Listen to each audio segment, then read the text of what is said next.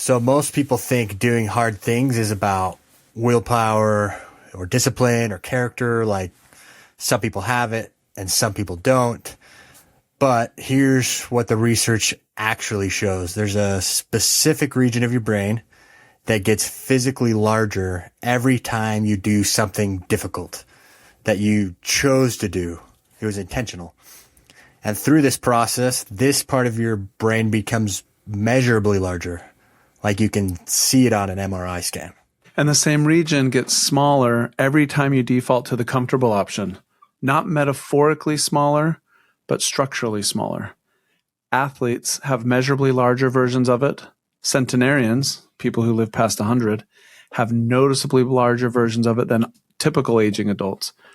Researchers have started calling it the neural substrate of the will to live. And on the other end, MRI studies consistently show smaller volume in people with chronic avoidance and depression.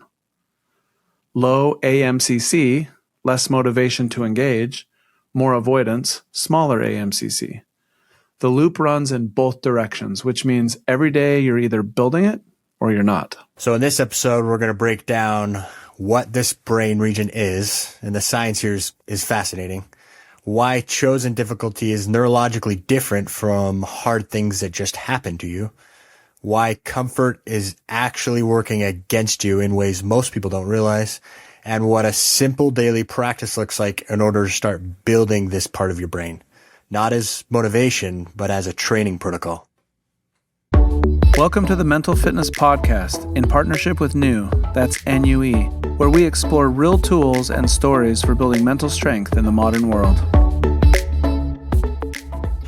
So let's get right into the science. There's some core concepts that we've pulled together from all the research. Concept one is the AMCC and what it does. So in 2020, neuroscientists Alexandra Turutoglu and Lisa Feldman-Barrett, they published a paper in the journal Cortex called The Tenacious Brain. And what they were mapping was the anterior mid-cingulate cortex, or the AMCC. We're going to be talking a lot about the AMCC today. So just remember that acronym. And what they found is that this region of the brain acts as a kind of cost-benefit computation hub. It integrates signals on how much energy something's going to take, how much attention it requires, and whether it's worth doing. And it drives you to persist through that anyway. So essentially, it's the part of the brain that generates the feeling of keep going when everything else is saying stop. And here's what makes it remarkable. It physically grows when you engage it. Specifically, when you do things you don't want to do. Not hard things that are forced on you, that you're forced to endure, but hard things you choose to do. Athletes have larger AMCC volumes than sedentary adults. People who successfully stick to difficult diets have measurably larger AMCC than those who don't. You can see the difference on an MRI scan of the brain. This is not just motivation, this is brain structure.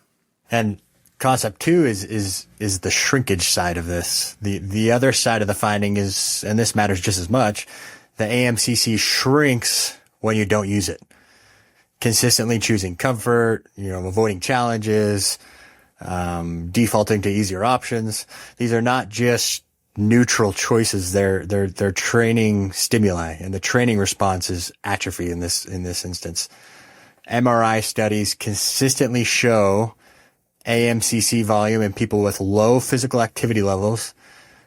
The same is true in chronic depression, chronic avoidance patterns, and apathy-related conditions. The brain is not passively holding its shape. It's responding to what you do with it every day. That's so awesome. Yeah, it's fascinating. It's why people who have been in comfort rut for a while describe feeling like the threshold for everything in their life has dropped. Things that used to feel manageable feel much harder. Small challenges are much bigger. They feel huge. And this is not a mindset problem. The brain has not been trained. Yeah, it's interesting. The third concept is that centenarians, and the will to live. So centenarians defined as people who live over 100. Some of the most striking data on the AMCC comes from super aging research. So there's researchers studying centenarians, and they've consistently found that they have notably thicker anterior cingulate cortex, or AMCC, compared to other aging adults. So particularly in the left rostral anterior cingulate, which is involved in emotional regulation. Some researchers, they've started referring to the AMCC as the neural substrate of the will to live. So that's a phrase worth sitting with. And I was just thinking when we think about the will to live, and there's lots of studies that show that people with the will to live longer, and people who've kind of lost the will to live don't live as long. But what's interesting here is how this will to live is tied to basically forcing yourself to do things that you don't want to do. And that builds. And so that your brain structure is actually physically changed because over many, many years, decades, and in this case, even a century of forcing yourself to do things that you know are good for you, but that you don't want to do, has built that stronger. And this is not, we're not talking about the will to succeed, like the drive to succeed or to perform. It's the will to live.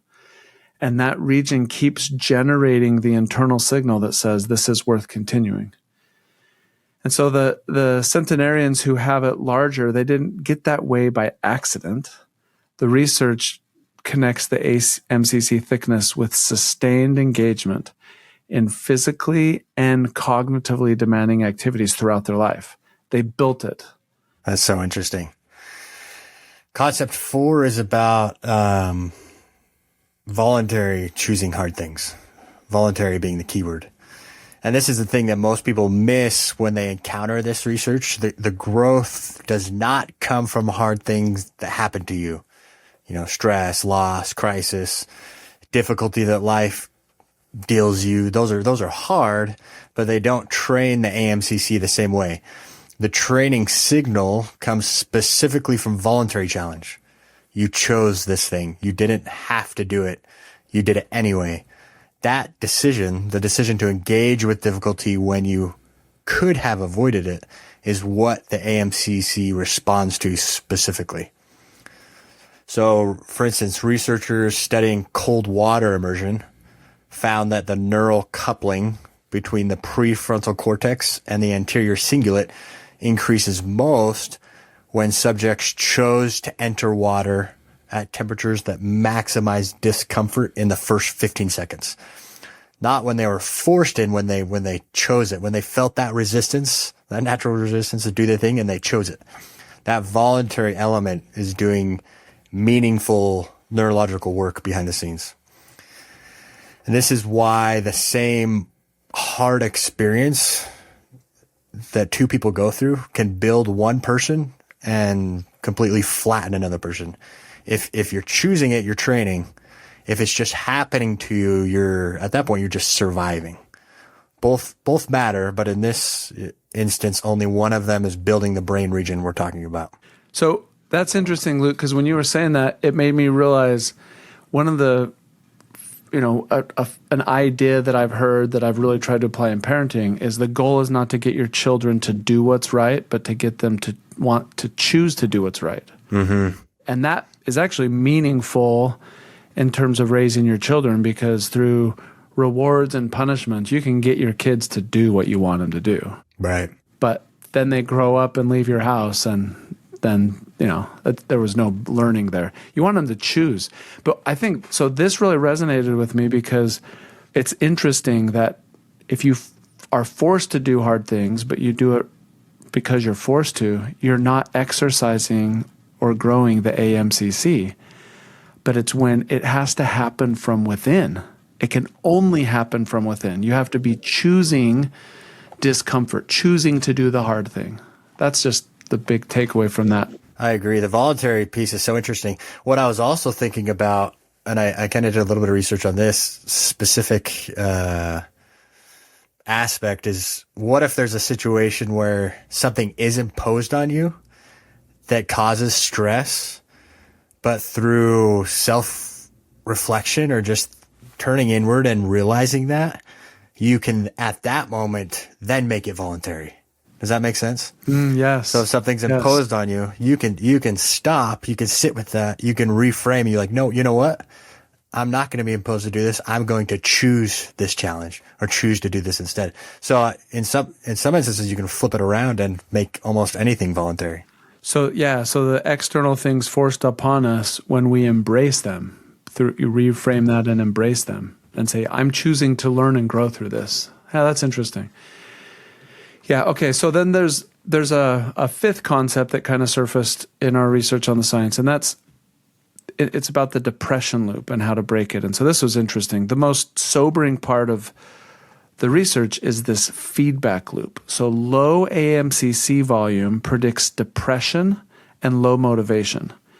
Depression causes further AMCC atrophy. Low activity reduces AMCC volume further, which makes getting started harder, which makes depression worse. So you can see how this turns into a spiral. I mean, before understanding what was happening with the AMCC in the brain, I mean, just experientially, I've seen this. When you're feeling down, you don't feel like doing anything, and the less you do, the more you feel down, and that spiral. And in reverse, the more you do, the better you feel, which makes you more motivated to do more. But this was kind of interesting idea in the science because it just explained what's happening neurologically. And here's what's cool. Multiple MRI studies that showed reduced anterior cingulate volume in major depressive disorder, and the atrophy correlates with severity of the depression. So this is not saying that depression is a choice or that you just decide to turn it off. That's not the point. The point is that the loop runs in both directions. So deliberate physical challenge or cognitive difficulty, voluntary discomfort, they've all shown in the research to interrupt the spiral. The exercise study out of China found that 30 minutes of running 4 days a week for 3 months measurably increased gray matter volume in the anterior cingulate in adolescents. So after 3 months. So in other words, having reduced depression.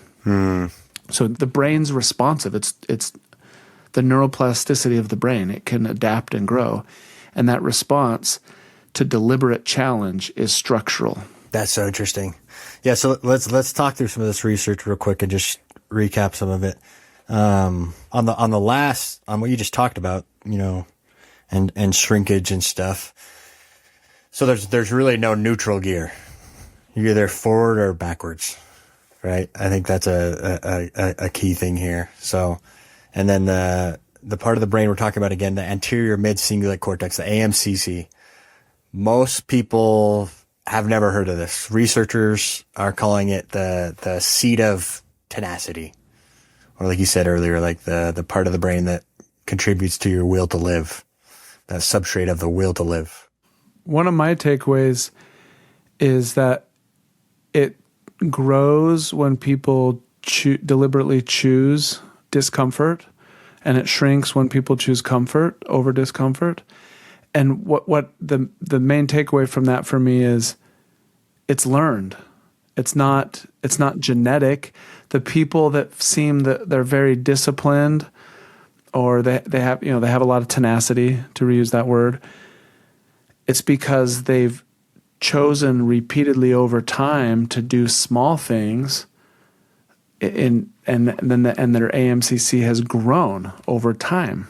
And likewise, people who sort of just seem to give in to anything or always choosing comfort, whether it's the immediate comfort that unhealthy snack gives you, or just sleeping when you're tired, or just whatever it is, always choosing comfort first, their AMCC is shrinking over time. And so I guess it was just that it's not necessarily genetic, that it's behavioral. That's always comforting to me, because we can't change our genetics, but we can change our behavior. Right. It's not about personality. It's not about being a tough person or a soft person. It also explains something a lot of people feel but can't articulate. The more you avoid hard things, the harder avoiding them becomes. That resistance grows over time. That the tolerance shrinks. So it's not a mood or a phase. It's a measurable neurological pattern there as well. Yeah. But it's also cool, Dave, how much of this connects to all the other areas of mental fitness. These loops, I notice a lot of similar into the research of like procrastination, for instance, and rumination, these loops, right? So just focusing on one area of progressing your mental fitness can have positive ripple effects across all areas of you becoming mentally fit. Yeah. This is one of the clearest examples that we have of what mental fitness actually means, I think. Yeah. It's not a belief you adopt, but a biological capacity grows or erodes every single day. Right. When you're either pushing yourself or choosing comfort. Speaking of choosing comfort, we just listed off all these reasons why you should be growing your AMCC intentionally, voluntary, right? But the world in 2026, the world we live in today is absolutely a comfort society. We live in, everything's optimized for comfort. Same day delivery. Your algorithm is curated exactly to what your brain wants. Everything's frictionless, right? Which makes this much harder than it reads. Well, even just think cars.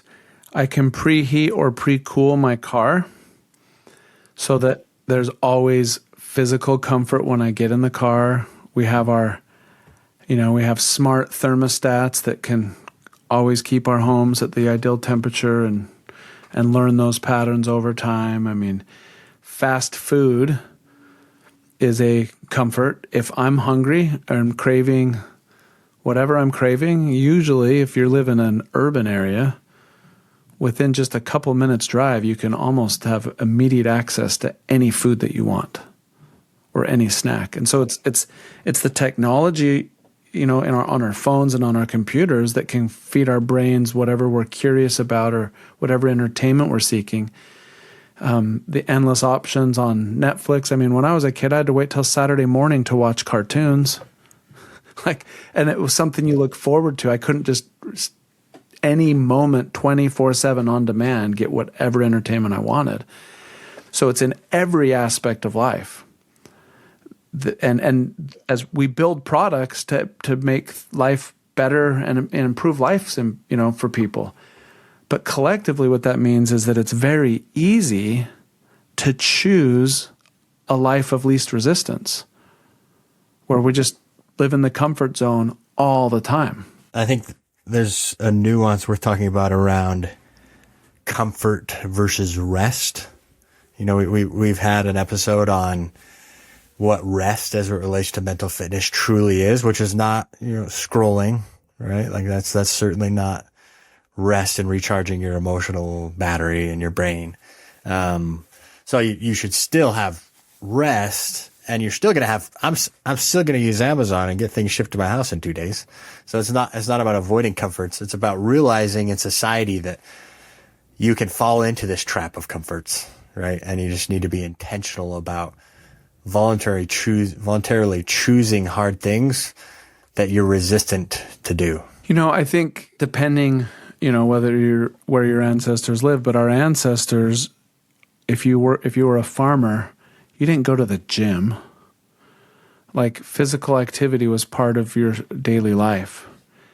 But it's kind of interesting that our lives are so comfortable. We do a lot less walking, especially in the United States. In other parts of the world, in Europe and such, people choose to walk a lot more.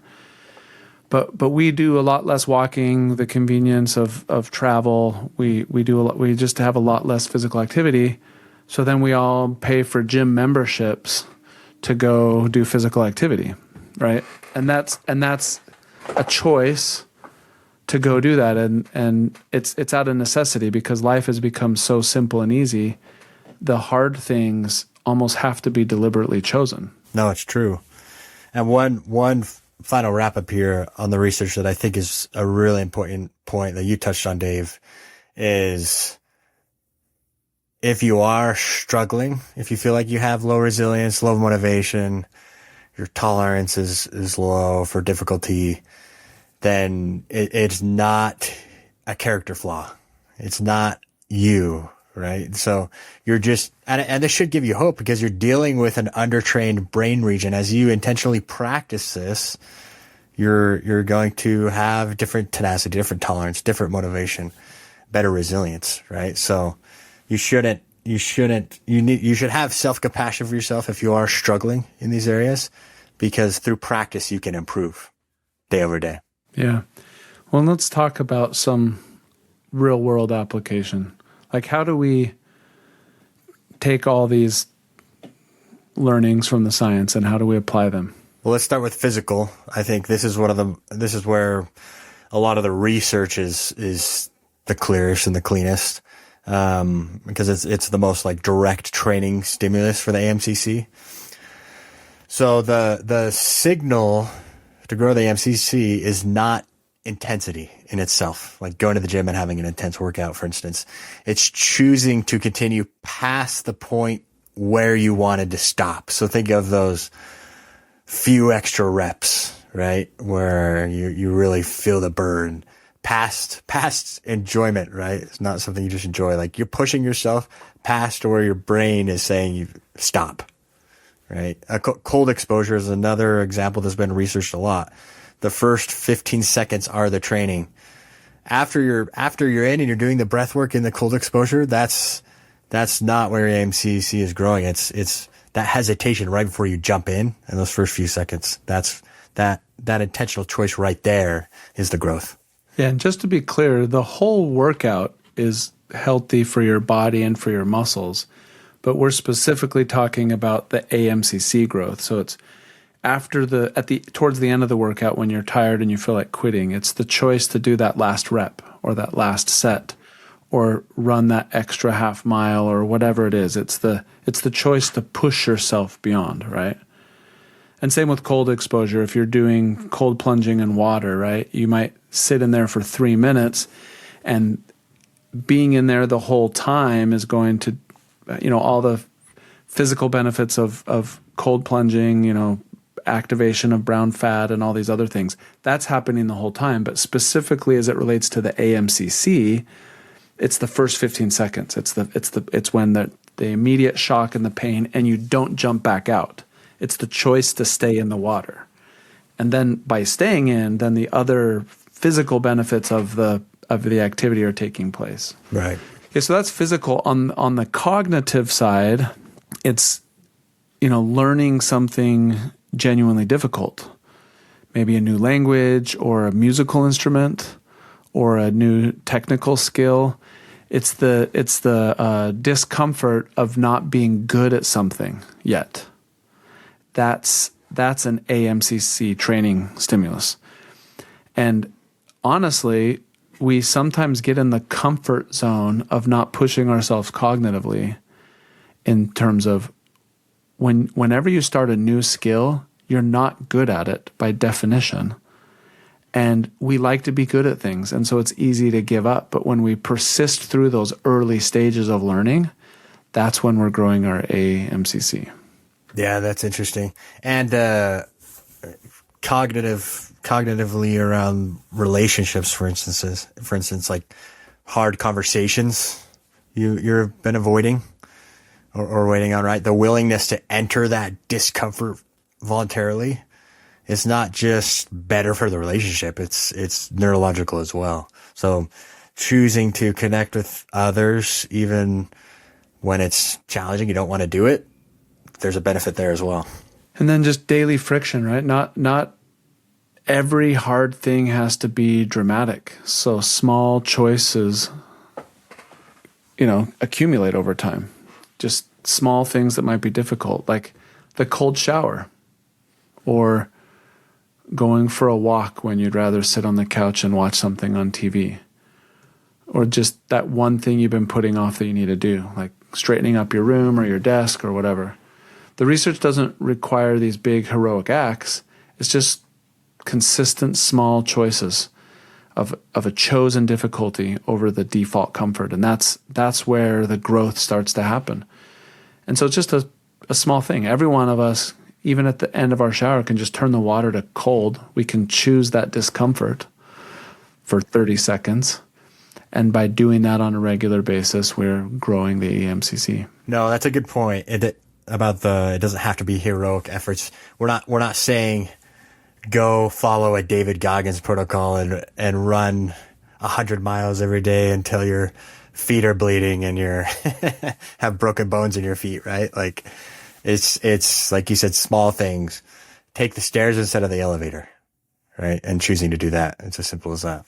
Yeah. So here's what doesn't count as a recap: stress that happens to you. We already talked about this, but a hard week at work, a conflict you didn't choose, a health scare. These are hard, but they're not training in the same sense. So it's suffering or choosing the discomfort with purpose. The goal is not pain and suffering. It's voluntary engagement with something genuinely difficult that you could have avoided. Yeah, and I think that that's important. It's not just people. There's lots of people who've had hard lives, and some may have chosen, like you talked about, to embrace that, or in other areas of their life chosen to stretch and grow their AMCC, and some may have not. So it's not just going through something difficult. Yeah. It's the choice.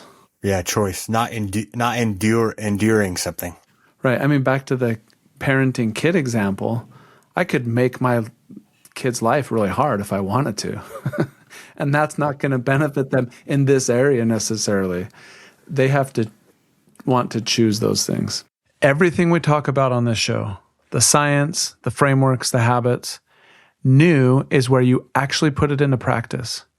New is the mental fitness app built to help you reflect, notice patterns, and build real mental strength and capacity over time. It remembers what you're working on and meets you where you are. Not therapy, not toxic positivity, just a daily practice for your mental fitness. If you're watching, scan the QR code on the screen. If you're listening, head to talkwithnew.com. That's talkwithnue.com. So what counts as hard enough, Dave? Yeah, it's a good point. The research points to aversive but manageable. So the stimulus needs to be something you genuinely don't want to do, but not something that breaks you. This isn't, making our lives miserable by choice. That's not a good life. And there's nothing wrong with comfort at times, as long as there's a part of our daily lives that where we're pushing ourselves past the comfort. So overwhelm is not training. That's just overwhelm. The AMCC research specifically points to chosen difficulty at the edge of your current capacity, so not well beyond it. And we talked about this in the Building Confidence podcast, right? We build confidence when we get out of our comfort zone and do something we're not entirely sure how to do. But if we try to take on something too big and fail at it, it can actually have a reverse effect and hurt our confidence. And I didn't see this in the research, but I'm assuming if we're constantly trying to push ourselves and take on stuff well beyond our capacity, the extreme discomfort or pain of those things will probably be so demotivating that it's going to backfire.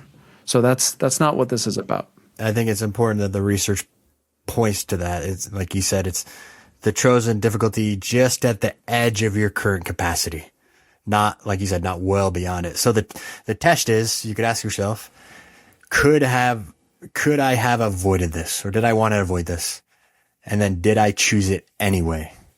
That's like a simple reframer, reflective thought to have. That's the signal.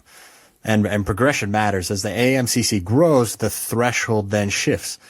What was hard 6 months ago is no longer producing that same signal. The target then moves, right? Your capacity has expanded. And this is the same as physical training, right? If you're going to lift the same weight over and over, like you need to stretch yourself. You need to have progressive overload and do those extra reps, do that extra weight time over time because your capacity has grown. Yeah, and what's interesting, it can be frustrating, but as as your AMCC grows and the threshold shifts, the same activity from 6 months ago is not growing the AMCC today. Like in weight training, if I, for example, if I start doing push-ups and I cannot, I'm just 10 push-ups, I'm sore for 3 days after doing 10 push-ups, and I do 10 push-ups every day for 6 months, at first there's going to be a lot of growth there. But after 6 months, 10 push-ups isn't enough. I mean, there's no growth. Mm-hmm. You're just maintaining what little growth you had at the beginning. You have to continue to increase the intensity or the number of push-ups or you have to mix it up. And so, yeah, just getting into, this is kind of the hard thing, is that you have to be always in that phase where it's like you don't want to do it, but you push yourself beyond your comfort zone because your comfort zone grows. Well, and the cool thing is with AMCC growth, as your will to live or your tenacity improves. Let's give this weightlifting example. It's not like your tenacity improves just in weightlifting. It improves in all areas of your life, right? It's not specific to that one thing. Right.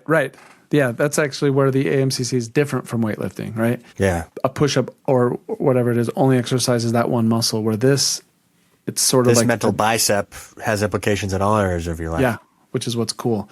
And that's what's cool is if you're struggling in one area, by exercising and growing the AMCC in other areas, now you're getting used to discomfort that can apply to other areas that you've struggled with in the past. Exactly. So let's get into a practical framework here. Like we're calling this the daily hard thing practice. I love this Mark Twain quote. He just said, "Do something every day that you don't want to do." And I've heard of others who've made that their sort of philosophy. And I think that for me, that is sort of the one sentence summary of the practical framework. Is just finding something every day. It doesn't mean living every single part of your life in discomfort. That would be miserable. But just every day, finding at least one thing to push yourself in that you don't want to do. So how, Luke, how do we apply this? Yeah, it's a 4-step framework. Step 1 is identify the avoidance or the thing you don't want to do.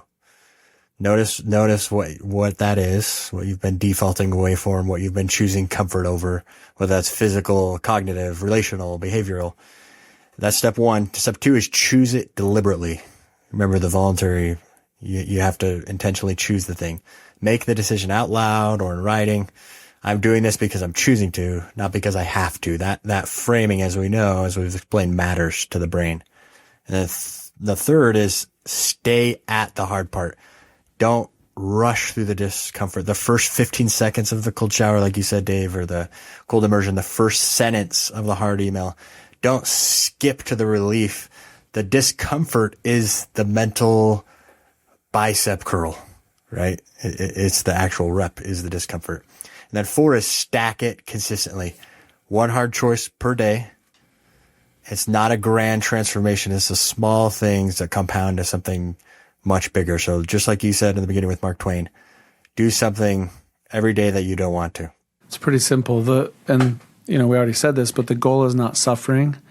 It's deliberate engagement with things that require something from us. So we just start with one thing and do it again tomorrow. It's pretty simple. So what about in your own life? Do you have an example? I have one that comes to mind, but do you have one? And then I can share, or do you want me to go first? I can go, yeah, sure. I think, I first heard this a couple of years ago, this research on the AMCC, and it really made me, think about this in everyday things. And one of the things I do, is, cold immersion for this very purpose. So I think that's a good one. Naturally, I never want to do it. But I just choose to do it. My body's never going to want to get into 40-degree water. But I think the one that I'm most, top of mind right now is just in weightlifting. And again, I'm no like master weightlifter. I'm not trying to become a bodybuilder or anything. I truly enjoy it because it's like my way to get in physical movement and exercise. So I'm much more cognitive about, my progress in the gym when I'm thinking about this, framework, the AMCC, right? Because a lot of people go to the gym for a long time and don't see a lot of growth. But this, for me, it's like dual purpose. One, if I do the very uncomfortable things in the gym, those extra reps I don't want to do, the tension in my muscles and, the load there is, I'm much more likely to have hypertrophy and muscle growth. But at the same time, my AMCC was growing as well. So I think I see it most, evidently in the gym and try to be conscious of it there.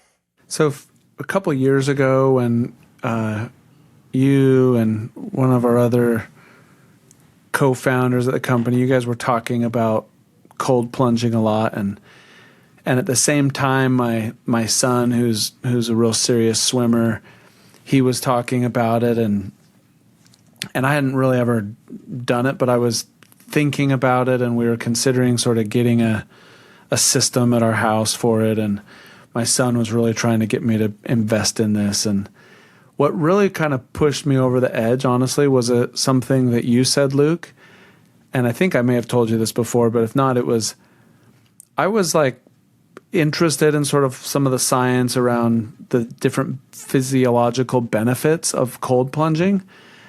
And I thought that's interesting, but I still was like, yeah, but to invest money into getting this system and then to just like freeze myself every day for this, like, is it really that big of a deal? That wasn't a big enough motivation. What ultimately, at the end of the day, got me doing this was something you said. You said, it's the hardest thing I do every day. I do it in the morning. It's the hardest thing I do every day. And if I can do that, I can do anything throughout the day. And that resonated with me because I'd kind of subscribed to that Mark Twain philosophy, do something every day you don't want to do. And that was enough for me. I was like, okay, even if nothing else, it's just a way to push myself out my comfort zone. And I didn't even know the term AMCC at the time. But basically, in my current vernacular, if I were to say, yeah, this is a way for me to grow the AMCC every day, that's what pushed me over the edge. And now for the last couple of years, I've been cold plunging consistently, and I love it. And I'm still not sure how much of all the physical benefits, how much of it's placebo versus actual, but I do know this. Every time afterwards, I feel good. I don't feel great when I first get in. It hurts. It's uncomfortable. But when I get out, I feel good. And now, having done all the research and preparation for this, I know that I'm regularly growing my AMCC. And when I'm away from home, like traveling, I do cold shower. And that's sort of a mini version of it. But I not just a warm shower where I turn it cold at the end. I only take cold showers when I'm away from home. I love that. And that's just a small thing. You're arguably even better at it than me now. I don't do the cold shower stuff when I'm traveling. So you're well, that's just the little thing I do. And it's just a little thing at the beginning of the day. That's a physical thing. I think even more important are maybe the cognitive things or those relationship things that we're avoiding. But there's lots of things that I'm, trying to do, and I'm trying to push myself to get better at certain things. And there's always things where you're like, God, I just really don't want to do this right now, but I know that I should. And so you do it.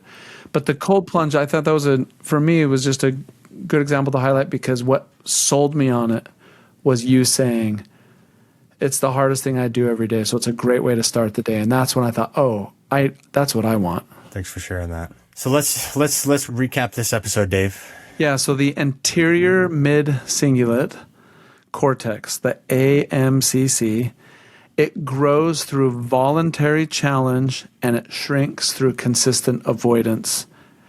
This is a structural thing that's changing in our brain. It's not just metaphorical, it's structural. I think that's, from the science standpoint, that's like the key point. And just some supporting interesting data that relates to that is centenarians, so 100-year-olds, they have much larger AMCCs than other adults. And that's sort of interesting, right? Just by itself, that by consistently choosing voluntary challenge throughout your life will make you live longer.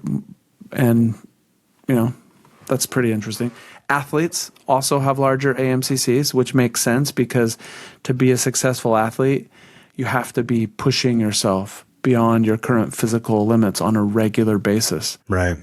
So these are not coincidences that athletes and centenarians and people with high willpower all have larger AMCCs.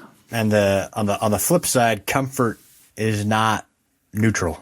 Every default to easy option is a training stimulus in the wrong direction. So that loop runs both ways. The less you do hard things, the harder it gets. The more you do them, the more capacity you build.